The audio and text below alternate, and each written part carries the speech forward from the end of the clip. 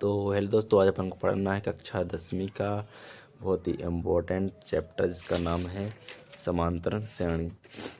इस अध्याय से आपको बहुत ही क्वेश्चन पूछे जाते हैं और वो भी ज़्यादातर 4 और 5 नंबर में पूछे जाते हैं। इसका अध्याय का नाम है अध्याय 5। इसको समांतर श्रेणी के नाम से जाना जाता है। ठीक है, तो आज अपन को उसी के बारे में देखना है। सबसे पहले अपन को समांतर श्रेणी में पता होना चाहिए सूची। तो संख्याओं की सूची देख, जैसे कि कोई भी संख्या है 1 2 3 4, तो ये क्या होती है? संख्याओं की सूची होती है। ठीक है, अब संख्याओं की प्रत्येक इसमें देखो, सूची की प्रत्येक संख्या क्या कहलाती है? पद कहलाती है। जैसे कोई संख्या लिखी है, सूची बनी है, किसकी? संख्याओं की सूची बनी है। कौन सी बनी है? 1 2 3 4 बनी है कि नहीं बनी? तो जैसे कि क्या है? एक संख्याओं की सूची 1 2 3 4 डेड डेड, मतलब आगे भी कोई भी आगे भी इसके संख्या लिखी हुई हैं। तो ये क्या होगी? संख्या की सूची हो गई। तो इस संख्याओं की सूची, इस सूची की प्रत्येक संख्या एक क्या कहलाती है? पद कहलाती है। मतलब जो इस सूची में जो वे संख्या हैं वे क्या कहलाती है? हर एक संख्या क्या कहलाती है? पद कहलाती है। जैसे कि संख्या 1 लिखी है तो एक एक अलग पद हो गया। संख्या 2 लिखी है तो ये भी एक अलग पद हो गया। संख्या 3 लिखी है तो ये भी क्या हो गया? एक अलग पद हो गया। ठीक है, तो ये क्या कहलाती है? संख्याओं सूची की प्रत्येक संख्या क्या कहलाती है? एक पद कहलाती है। ठीक है, ये क्या इसका इस ए सूची है। ठीक है, इसमें ये संख्या 1 लिखी है तो ये क्या है? कौन सा पद हो गया? पहला पद हो गया। एक कौन सा पद हो गया? दूसरा पद। एक कौन सा? तीसरा। एक कौन सा? चौथा। तो ये क्या हो गए? इस संख्याओं के पद हो गए। ठीक है, तो ये क्या कहलाती? पद हो गए। ठीक, अब इसके बाद अपन को क्या पढ़ना है? समांतर श्रेणी। अब इसके बाद अपन देखेंगे समांतर श्रेणी आखिरकार क्या कहलाती है। ठीक है, तो एक समांतर श्रेणी संख्याओं की एक ऐसी सूची होती है जिसमें प्रत्येक पद अपने पद के एक निश्चित संख्या जोड़ने पर प्राप्त होता है। अब समांतर श्रेणी बेस श्रेणी समांतर श्रेणी संख्याओं की एक ऐसी सूची कहलाती है। जैसे एक सूची बनी है संख्याओं की 1 2 3 4 की। ठीक है, तो ऐसी ही संख्याओं की कोई सूची होती है। ठीक है, तो समांतर श्रेणी संख्या की एक क्या होती है? सूची होती है जिसमें प्रत्येक पद अपने पद की एक निश्चित, एक यहाँ पर क्या लिखा है? एक निश्चित संख्या जोड़ने पर प्राप्त होता है। मतलब कोई भी पद होता है उसमें एक निश्चित संख्या जोड़ने पर क्या होता है? अगला पद प्राप्त होता है। देखो यहाँ पर अपन ने एक में क्या जोड़ा? 2 आ गया। एक में क्या जोड़ा अपन ने? एक में 1 जोड़ा जब तो 2 आया। अब 2 में क्या जोड़ा? 1 जोड़ा तो क्या आया? 3। 3 में अपन ने क्या जोड़ा? यहाँ पर 1 जोड़ा तो क्या आया? 4। और 4 में अब क्या जोड़ेंगे? 1 तो क्या आएगा? 5। तो एक अपन क्या हुई? एक निश्चित संख्या, अपन निश्चित संख्या जोड़ रहे हैं। यहाँ पर क्या कर रहे हैं? एक निश्चित संख्या को जोड़ने पर प्राप्त होता है। इसे क्या कहते हैं?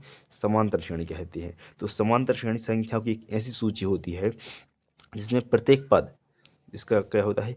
हर एक पद अपने पद की एक निश्चित संख्या जोड़ने पर प्राप्त होता है। जो हर एक पद होता है उसमें एक निश्चित संख्या जोड़ते हैं तभी अपन को क्या होता है? वो पद प्राप्त होता है। इसे ए श्रेणी के नाम से भी जाना जाता है। इसको एपी श्रेणी के नाम से क्यों जाना जाता है? क्योंकि समांतर श्रेणी को क्या कहते हैं? Arithmetic progression. ठीक है, तो इसी को अपन शॉर्ट फॉर्म में लिखते हैं एपी श्रेणी। तो अपन को ज़्यादातर परीक्षा में क्या पूछा जाता है? समांतर श्रेणी की जगह आपको क्या पूछ सकते हैं कि एपी श्रेणी के संबंधित कोई भी क्वेश्चन पूछ सकते हैं। ठीक है, तो अपन अब समांतर श्रेणी तो जान गए होंगे। अब ठीक है, तो इसके बाद समांतर श्रेणी एक निश्चित संख्या एपी का सर्वांतर कहलाती है। सर्वांतर, अब इसमें एक शब्द का उपयोग किया गया है, सर्वांतर। क्या? सर्वांतर। तो सर्वांतर क्या होता है? एक निश्चित संख्या एपी का सर्वांतर कहलाती है। यहाँ पर एक निश्चित संख्या अपन ने जो पढ़ी थी वही संख्या क्या कहलाती है? इस संख्या का सर्वांतर कहलाती है। जैसे कि अपन इसमें एक निश्चित संख्या जोड़ रहे हैं, एक में क्या जोड़ रहे हैं? 1 जोड़ रहे हैं तो एक 2 आ गया। 2 में क्या जोड़ रहे हैं? 1 जोड़ रहे हैं तो 3 आ गया। तो अपन क्या कर रहे हैं? उसमें एक संख्या जोड़ रहे हैं, वो संख्या कहलाती है निश्चित संख्या। तो उसी निश्चित संख्या को क्या कहते हैं? उसी निश्चित संख्या को सर्वांतर कहलाती है। क्या कहलाती है? एक निश्चित संख्या एपी का क्या कहलाती है? सर्वांतर कहलाती है। इसे किससे व्यक्त करते हैं? डी से। जो अपन उसमें संख्या जोड़ रहे हैं हर बार, जिससे अपन को अगला पद प्राप्त हो रहा है, वह संख्या क्या कहलाती है? उसकी सर्वांतर कहलाती है। ठीक है, तो आप इसको समझ गए होंगे कि सर्वांतर क्या कहलाता है। इसे अपन किससे व्यक्त करते हैं?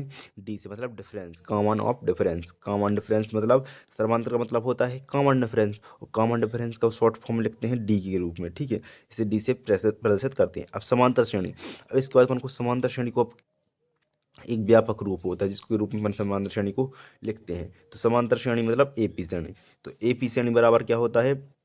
इसका व्यापक रूप ए धन डी ए धन 2D ए धन 3D, ये इसका क्या होता है, व्यापक रूप होता है। इसको तो मन क्या कहते हैं, प्रथम पद, इसको द्वितीय, इसको तृतीय, इसको चतुर्थ पद, मतलब इसी तरह आप इसको लिखते जाएंगे अंगारे, तो ये क्या होगा, ये हो जाएगी समांतर श्रेणी।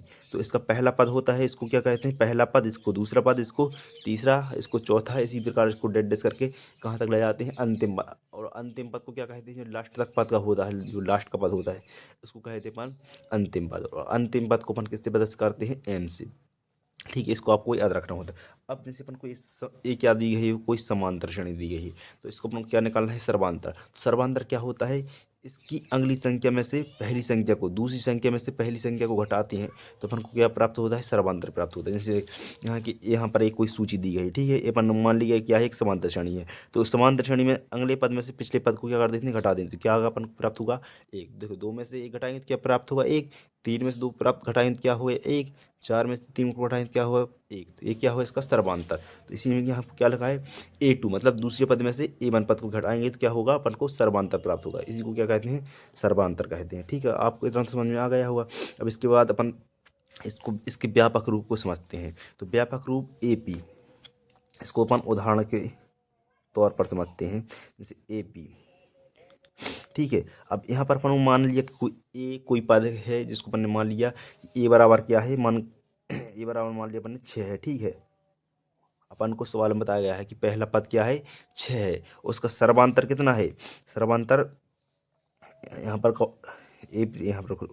यहाँ पर पहला पद A1, ठीक है, कितना दिया गया है, अपन को मान लिया अपन पहला पद क्या है, 6 है। ठीक है, और इन पदों में कितने का अंतर, अंतर मतलब D, और सर्वांतर कहलाता है D, मतलब कितना दिया गया है, 4 का अंतर दिया गया है। तो आपको इसको AP श्रेणी मतलब समांतर श्रेणी को बनाना है। तो समांतर श्रेणी का व्यापक रूप क्या है, A